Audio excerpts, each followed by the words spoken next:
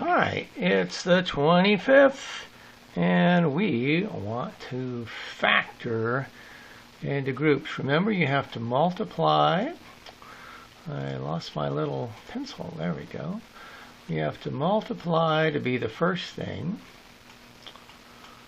and then we have to multiply to be the last thing, and then it has to add to be the middle. Right? That's always what's happening. And the thing that we're adding, remember that what we're doing is we're looking at it like it was foil, and the thing that we're adding is the inside and outside together. So let's look. To get negative 1, there's only one way. You have to have a negative 1 times a positive 1. That's the only possible way to multiply to get negative 1. Now, to get 2x squared, there's only one way to do that also. 2x times 1. Now, the question is, does it go here? Let's just try. Does the 2x go here and the 1x go here? Or do we switch them? That's the question. So, let's check. The way you check is by adding the inside and the outside. So if you look at this guy, I can add these two. Well, first you got to multiply. So this one, the outside, you got to go all the way over here. Right? So that would be 2x, and then the inside is minus 1. So 2x minus 1x. That's positive 1x. Uh-oh, we want negative 1x. So if we undo that, boop, doop, doop, doop, and then let's get this. What if we had the 2x over here and the 1x right here? Now when we check, when we do the outside, if I multiply these guys, I get 1x. If I multiply these guys, I get minus 2x. So 1x minus 2x would be negative x. Remember, this is a 1 right in front of that. So this, whoops, I lost my pencil. This is the answer. All right, let's try this guy. Now then, to get 4, you have two possibilities. You got to multiply to be 4. It could be 2 times 2, or it could be 1 times 4. That's really all there is, right? Or the order, I guess, you could do 4 times 1. Okay. All right. So we don't know which one it is, but we do know that they have to add up to be negative. That means in order to get a positive that adds up to be a negative, they both have to be negative. So that means we're going to have negative 1, negative 4, negative 2, negative 2. Now, it's trial and error. If you are incredibly lucky, the first time you try it, then you'll get it. And if you're unlucky, then there's only 3 choices. So it'll be the third time you try it that it actually adds up to be negative 7. So if you're lucky the first time, if you're unlucky the last time, and it could be the middle time, right? So if you try, let's just show you how you know that it doesn't work. If I put 2 in here and 2 in here, remember I'm checking the O and the I. So I do the outside, that would be negative 6. The inside would be negative 2. That would add up to be negative 8. That is not what we want, right? So, whoops, I didn't mean to get rid of that. So it can't be this one, right? So let's try the next one. And like I said, if we're lucky, the one we try will work, and if not, it won't work. So we're going to try minus 4 and minus 1. Okay. Now then, the inside is negative 4. The outside is negative 3. Hallelujah! we've got it. There we go. All right, so now it gets a little bit trickier because to get 10, you could use 2 times 5, or you could use 1 times 10.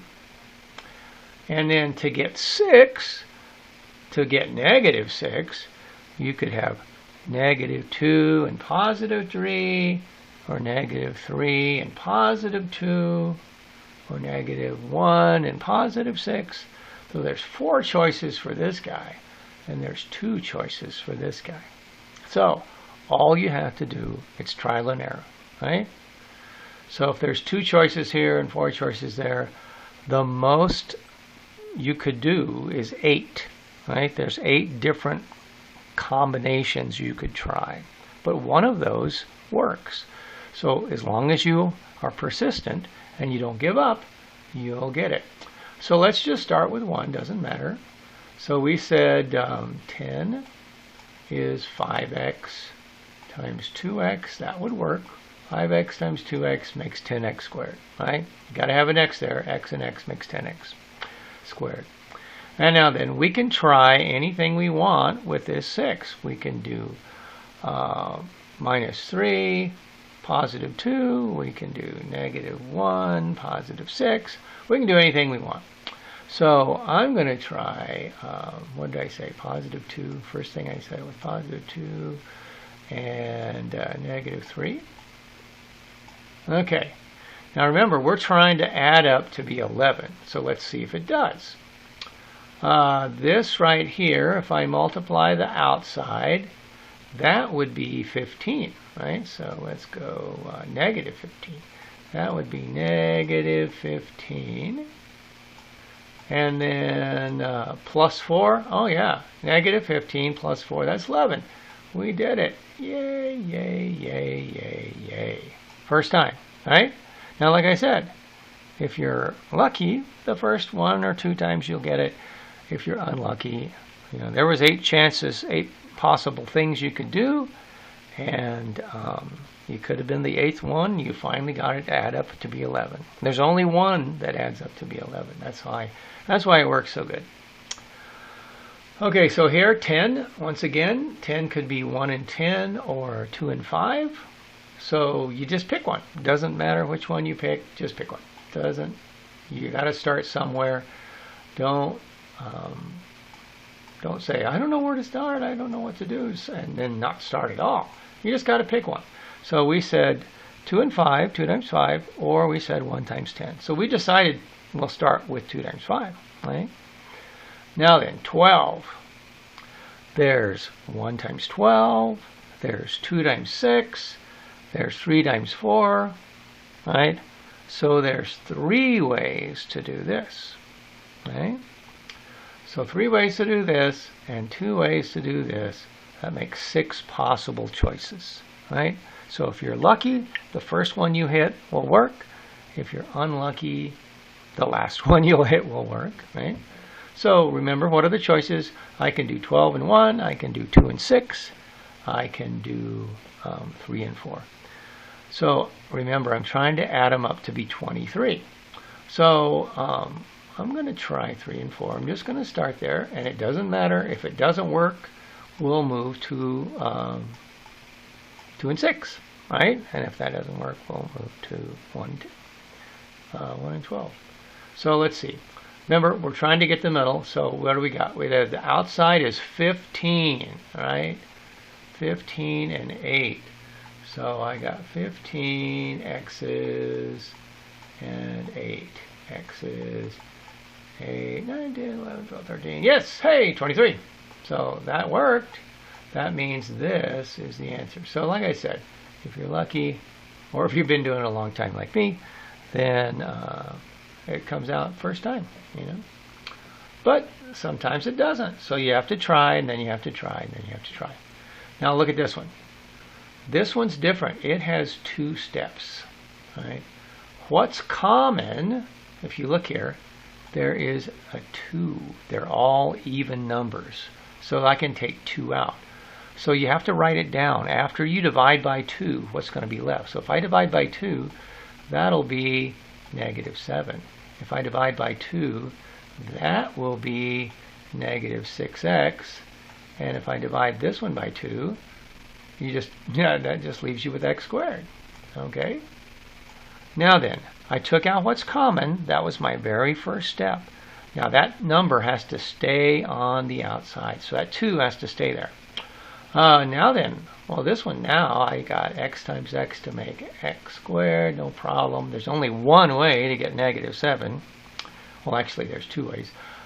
Negative 7 times 1, or negative 1 times 7. But only one adds up to be negative 6. Can't be that one. It has to be this one. Minus 7 plus 1. So this makes negative 6, and then that works out. So this thing right here, whoops, there we go. That's the answer. Okay, let's try another one just like that. Well, look here. 5 divides into all these numbers. 5 goes in, so I'm going to take 5 out of everything. So 45, wouldn't that be 9? I think so. Positive 9, because it's positive. I'm dividing by 5. Negative 6 again. X. Ta-da! Okay, so the 5 has to stay out in front. Oops, that's x squared. There we go. Now to get the x, I know I have to do this, right? And now then to multiply to be 9 and add it to be a negative, remember it's got to be negative here. That means both of them have to be negative. So I could do negative 1 and negative 9, or I could do negative 3, negative 3. What is that? That would be the 1, because that's the only one. This one doesn't add, this one add up to be 10. This one, we got 6. So we can write it like this. Ha ha! Hooray!